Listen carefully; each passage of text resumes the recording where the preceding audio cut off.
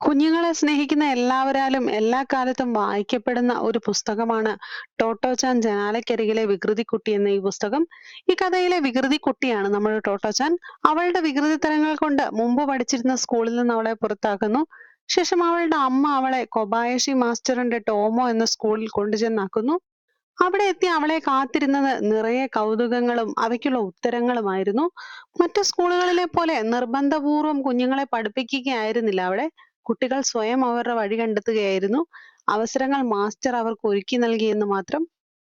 ചെറിയ കുഞ്ഞുങ്ങൾ പ്രകൃതിയിൽ നിന്നും സർഗാത്മകത ഉൾക്കൊണ്ട് വളരണമെന്ന് ആഗ്രഹിച്ച കൊബായഷി മാസ്റ്റർ തന്റെ ഏറെക്കാലത്തെ പ്രയത്നത്തിനും ഗവേഷണ യാത്രകൾക്കും ഒടുവിലാണ് ടോമോ ആരംഭിച്ചത്.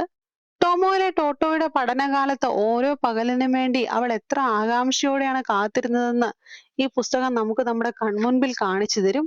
ഈ പുസ്തകത്തിൽ ഒരുപാട് നല്ല മനുഷ്യരെ നമുക്ക് കാണാം. പ്രത്യേകിച്ചും ടോട്ടോയുടെ അമ്മ. അവളെ ആദ്യ പള്ളിക്കൂടത്തിൽ നിന്നും പുറത്താക്കുമ്പോഴും ആ അമ്മ അവളെ ശകാരിക്കുന്നില്ല.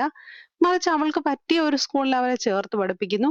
ഒരിക്കലും അവളുടെ കുട്ടിക്കാലത്തെ വികൃതികളുടെ പേരിൽ അവർ രോക്ഷം കൊള്ളുന്നില്ല.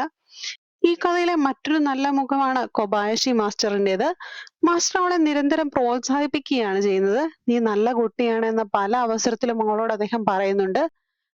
മറിച്ച് അവളുടെ കുസൃതിത്തരങ്ങൾക്ക് ശകാരവും ശിക്ഷയും നൽകിയിരുന്നുവെങ്കിലോ അവളുടെ പ്രിയപ്പെട്ട കൊബായഷി മാസ്റ്ററിന്റെ ഓർമ്മയ്ക്ക് ഒരുപക്ഷെ ഇന്ന് ഈ പുസ്തകം തന്നെ ഉണ്ടാകുമായിരുന്നില്ല. ഇനിയും ഒരുപാട് നല്ല കൂട്ടുകാർ, അധ്യാപകർ ഒക്കെ ഉണ്ട് ഈ കഥയിൽ. യുനിസെഫിന്റെ ഗുഡ്വിൽ അംബാസിഡറായി ടോട്ടോയെ മാറ്റിയത് അവളുടെ നല്ല ബാല്യകാലമാണെന്ന് ഈ പുസ്തകം വായിച്ചു തീരുമ്പോൾ നിങ്ങൾക്ക് മനസ്സിലാവും.